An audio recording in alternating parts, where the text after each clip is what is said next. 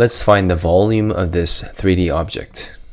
The volume of any 3D object is the area of the face. Here we have a triangle times how deep it is, which is 3 units.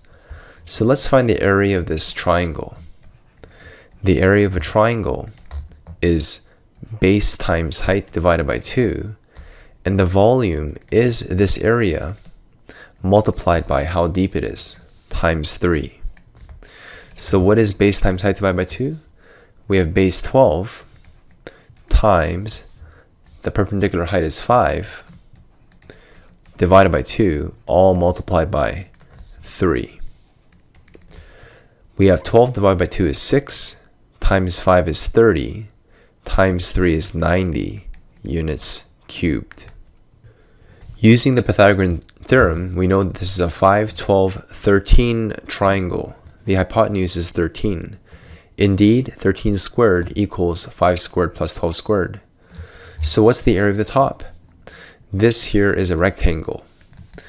So the area of this rectangle is base times height, 13 times 3. 13 times 3 is 39 units squared. This object has 5 sides. It has a top, it has a bottom, it has a front and back, and there's a side on the right as well. As for the number of vertices, we have 1, 2, 3 corners on the front, and we have another 1, 2, 3 on the back.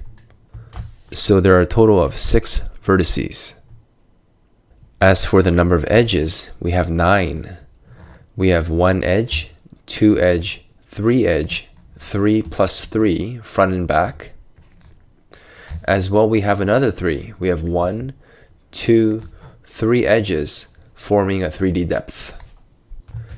Finally, look at this net diagram. We open up this shape. These triangles flip sideways and they collapse to be this part here and this part here. This back wall collapses down and falls to be this part here. And this base, the bottom rectangle, is over here. And this top of the ramp flips to the left, ends up being this part here. What is the volume of this Tetris-like shape? These are cubes, and they're 2 by 2 by 2 centimeters. So the volume of 1 cube is 2 times 2 times 2. So the volume of 1 cube is 8 centimeters cubed. But there are a total of 1, 2, 3, 4 cubes.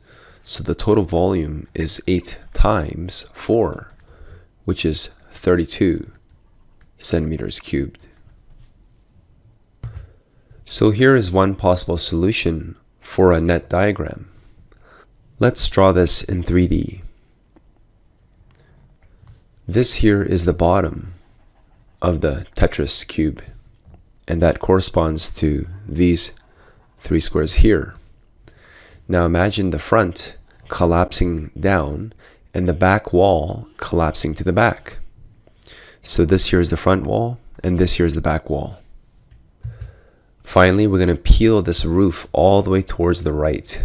We have 1, 2, 3, 4, 5, 6, 7 extra squares.